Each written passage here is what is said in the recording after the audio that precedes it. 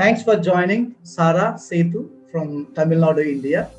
Now she lives in Australia, Sydney. I feel very happy to meet her first time. And actually, it's my dream to start one-on-one interview. But surprisingly, and I met Sara just a few days back. And this is my second talk, which I had today. And when I made request to Sara and she agreed, I felt very happy. And shall we ask 5 interesting questions to Sara to know the answers? First of all, introduce yourself, Sara. Thank you. So, as RAMBABU said, I'm Sarah. I'm from the state Tamil Nadu in India, and I'm from the famous city Madurai, is my native. And right now I'm residing in Sydney, Australia, and I'm working as a business analyst with the Department of Education Australia. And also I'm doing some voluntary services with the communities and also for schools. Thank you. Feel very happy to know. I'd like to know about your philanthropy and your job, what you do in Australia. Okay. So regarding my job, I'm a business analyst. So when I first started here, I started as a waitress in a restaurant. Obviously, everybody starts there.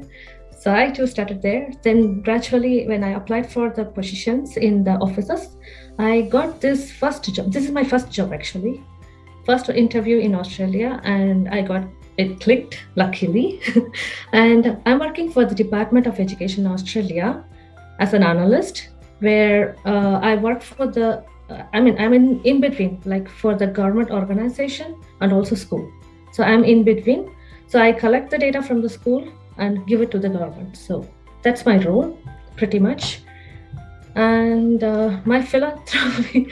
So actually, it's not like my philosophy or philanthropy kind of, but from childhood, I'm interested in helping people. So when I saw people here from my country is struggling to come out of their house because of the language issue, and also they had some hesitation. I was before like that. So I thought, why not? I came out, right? So I have to lift somebody along with me. So I'm just dragging everybody out. So that's why I ended up helping people. Very happy to know.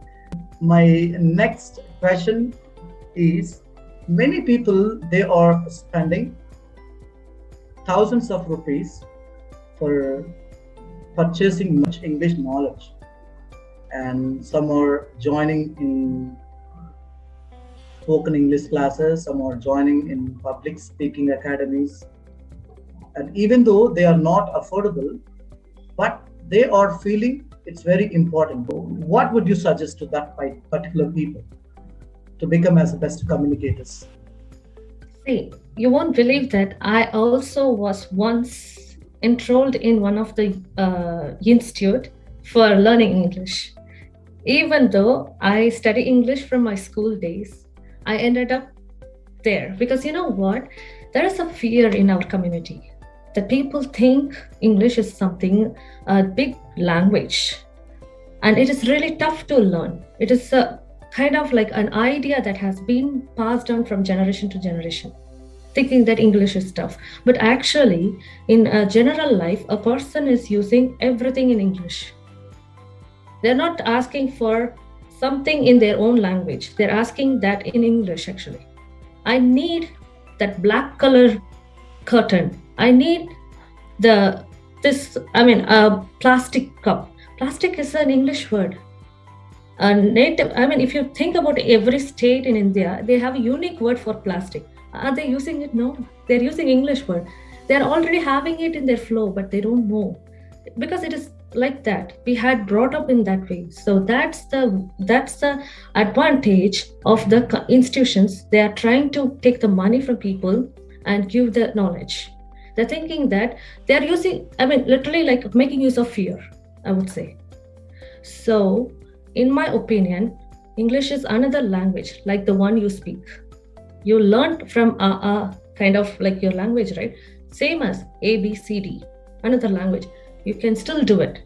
If not today, but in 5 years' time, because there is a saying, there is a saying that a person becomes talented in something in 5 years and he becomes the master in 10 years. So I would say that take 5 years time, learn. Definitely you will do it. You just need a talent. That's it. Yeah. According to your opinion, if we want to learn English, we need to wait for 5 years. Am I right? Not 5 years, 1 month. Like an advertisement, I would say. Just give me 30 days. You can learn English. So, okay. Does really mean it or sense it to, is it possible to learn? It is true. Yeah. Yes. Okay. My next question is really true if I know English or if you know English, if anybody knows English, and we'll get immense job opportunities? No, who said that? Yes. A carpenter is the reason. Yeah, this is the reason many people are trying to chase English language. So this is the reason many people are spending thousands of rupees in institutions, and they are spending more their energy, their efforts, their time, and their money and everything. So there is only one goal or one opinion majority people mind, that is, if I know English, I'll get a good job, my life would be very fair. What do you say on that? You know what? I wanted to, like, if I had that ad with me, I would have shown that. In one of the IT company in India, this job offer ad I saw in an Indian authentic newspaper, a Hindu newspaper or an Indian Express, I don't remember, last month. There they said, in a restaurant, they want the master who can cook a recipe called paratha. Okay. To make the paratha, he is offered 50,000 per month. The same page in the last column, there was another ad for an IT company for a basic salary is 5,000. Do paratha master need English? Is he going to say, hey, be when doing paratha? No, really, it's not going to happen. Yes. That's what, it's one of another superstitious belief that English gives you job. Now, English is one of the language which makes you to communicate with everybody, because English is one of the global language now. So they need that language to communicate with people. That's it. As far as you can convey your message to a person, the language is successful. That's it. Okay. And one more question regarding to this particular issue only. See, I have been facing many people, though they are good at English, they know grammar, they know English knowledge as well, but they are scaring to open their mouth.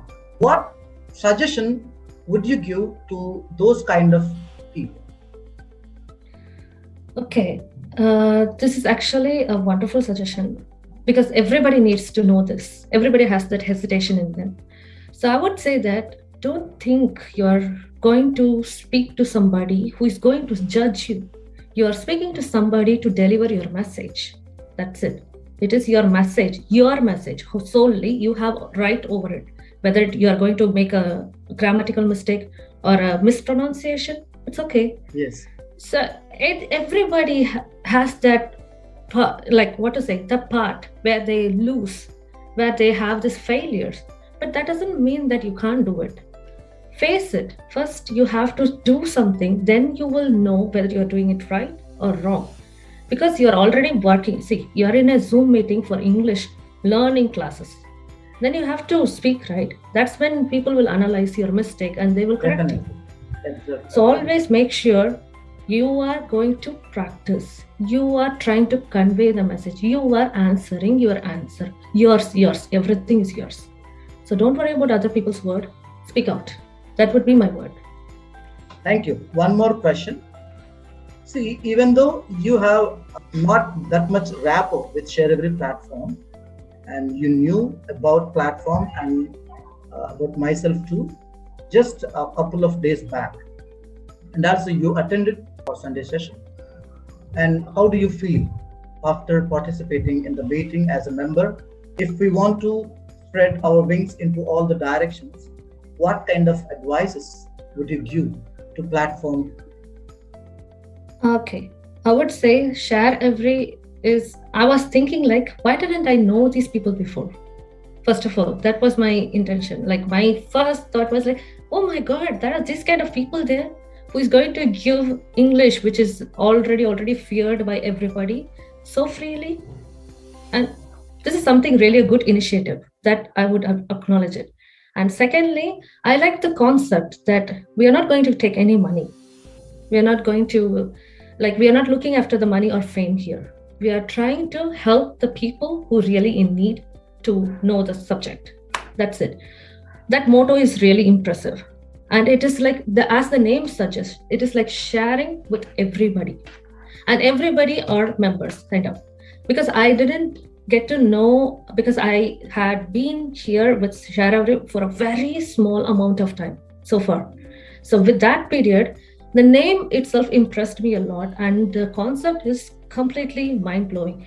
This is what everybody needs now, because the world is rising from the chaos and they need a supporting hand. And what 𝐶𝐻 is doing is really wonderful job. And so I would like, as I had been helping people, I would like to suggest 𝐶𝐻 to everybody and share that they are doing a wonderful service, because this is something that people need, seriously. And also, see, if I'm doing a work to a set of people, that will be like one woman handling something. But if I bring 𝐶𝐻, like an organization, to them, then there will be different teachers, different people who are already successful or who are trying to be successful. They have started from the scratch. That can be a lesson for somebody else. So I prefer that. Yeah, thank you. I feel very happy to listen. More than that, you are here to suggest your people to take part in 𝐶𝐻. So really, we feel very happy when we listen words from people like you. And 𝐶𝐻 started with 5 people in 2020, June 11, but now we have 10,000 followers. Being as a founder person of 𝐶𝐻, I feel very happy to meet you. I hope definitely this companionship, this collaboration will more and more colorful or memorable, or it will move on. And my final question is, I want to listen from you a few words about your birth country and few words about your living country. Okay, how can I say? So I'm actually born, brought up, educated, studied everything in India. And I was also doing some part-time work, like an aptitude trainer, communication trainer, and stuff like that in India, and also worked with the Airtel a little bit. So I was doing these things. So when I moved to when I moved here, I was thinking that I was literally a little bit scared how the things are going to be. I'm not worried about English language here specifically. I have to mention here. So, but I was worried, what can I do here? And also when I came here immediately after some days, like a pandemic also started and everything was chaos. So I was looking for it, but I understood that Australia and India are almost the same. Both the countries are multicultural country. They have plenty of foreigners from different areas. And also India also has refugees, like Australia also has refugees. So you can compare. Even the food, I don't miss my home, seriously. I have all varieties of food available here.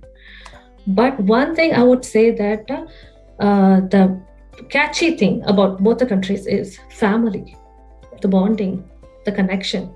Oh my God, both the countries are equally giving the importance.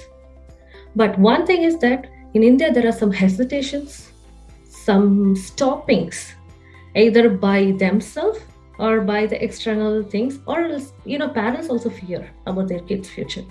But here, the parents are not. They give the independence, complete independence. Do whatever you want to do. I will give the money for your classes. I will pay for your lessons and everything. Go for it. Try, explore it.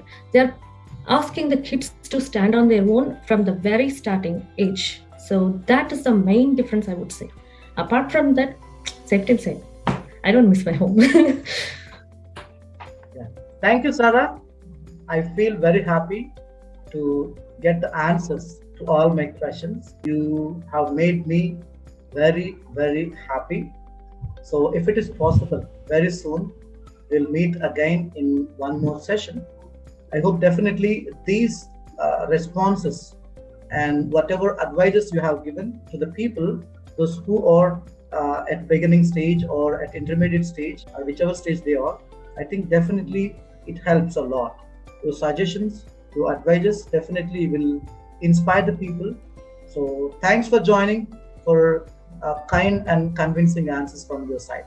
Thank you, Thank you. and we'll Thank meet you. again soon. Thank you. Bye bye.